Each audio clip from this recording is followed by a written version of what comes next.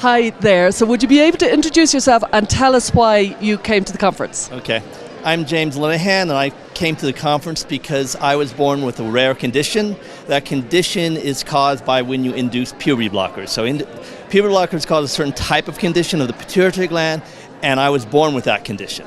So I come to the GenSpec conference to tell my story and tell about my 40 years of experience with with endocrinology, pediatric endocrinology, and how much they knew and how much now they completely changed their story. So, yes. And what would you like people to know about puberty, gender, and the experience? So when you stop a child's puberty, you also stop their development, their sexual development, their mental development, and their emotional development. You essentially turn a child into a very pliable and able to be very easily manipulated, just like I was, except I was with professionals who understood my condition as a medical condition, and they gave me good treatment. Now they're using these to essentially indoctrinate children into an idea that there's something separate in your brain called an identity, a gender identity, when it's really just biological sex, and identity is something different, something you grow into.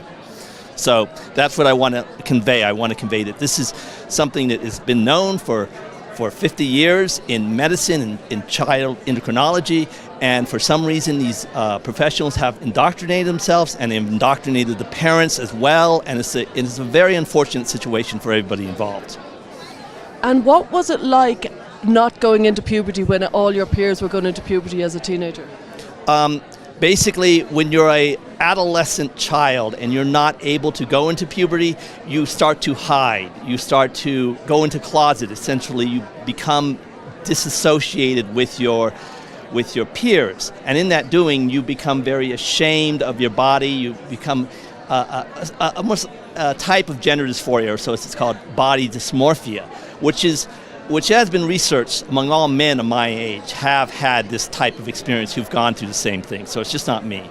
And what that causes is since male and female are separate biological categories within human development, you don't quite understand that. You think you're something separate, something special, something alien. It's up to the professionals around you to say, no, no, no. I'm not something special. I'm just like the other boys, except I have a condition that needs to be treated by HRT to essentially medically induce my puberty so I can develop. And what do you think will happen with gender over the next 5 years or so?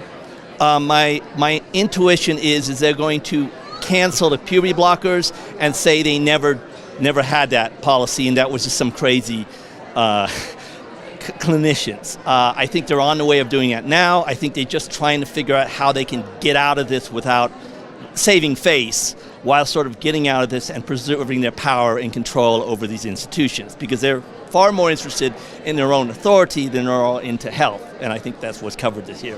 Yes. And last question, what are you looking forward to in the conference, or what have you liked so far? I enjoyed the first presentation, Michael Schellenberger. Yes, I'm very dyslexic, so I memories just go like this. All the parents, all the detransitioners, I really love their stories, and I'm here to take some heat off of them because they are still recovering. They're young. I'm old.